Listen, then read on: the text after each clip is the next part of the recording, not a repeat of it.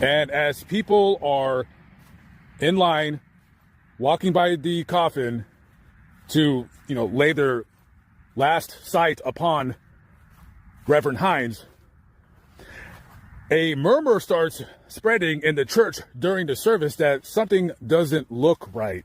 Again, to remind you guys, when James was wearing shoes and walking around in town, he was almost 7 feet tall.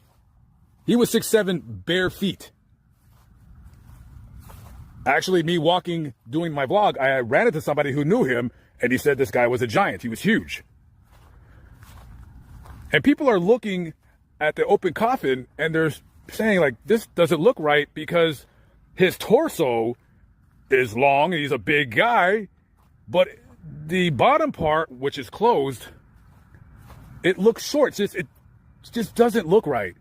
And of course, his wife is grieving. She just lost her husband. And possibly maybe nobody wants to upset her. Maybe nobody told her what was taking place, what was going on. So after the funeral, they take him to his gravesite and they bury him. But in a town with no more than 4,000 people, any kind of drama that happens, everyone's going to be talking about it. And here come all of the people. Did you see the coffin? I was at the funeral and something didn't look right.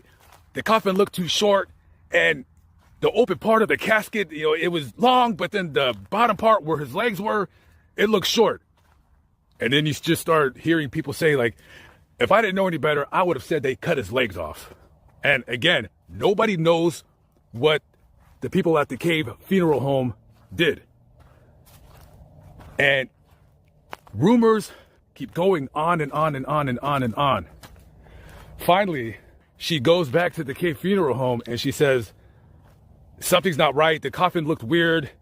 She recalls noticing the same thing, but in her grief, that's the last thing she wants to worry about is them desecrating her husband's body. So she tells the owners of the funeral home, Michael Cave, at the time he was the owner, his father, Charles Cave, was the one that got the electric saw and cut off his legs between the ankle and the knee. She tells him, I'm going to sue you. Now, being a small business owner, you don't want any bad publicity. You don't want your name out there for people to read about all these nasty things that you're doing. So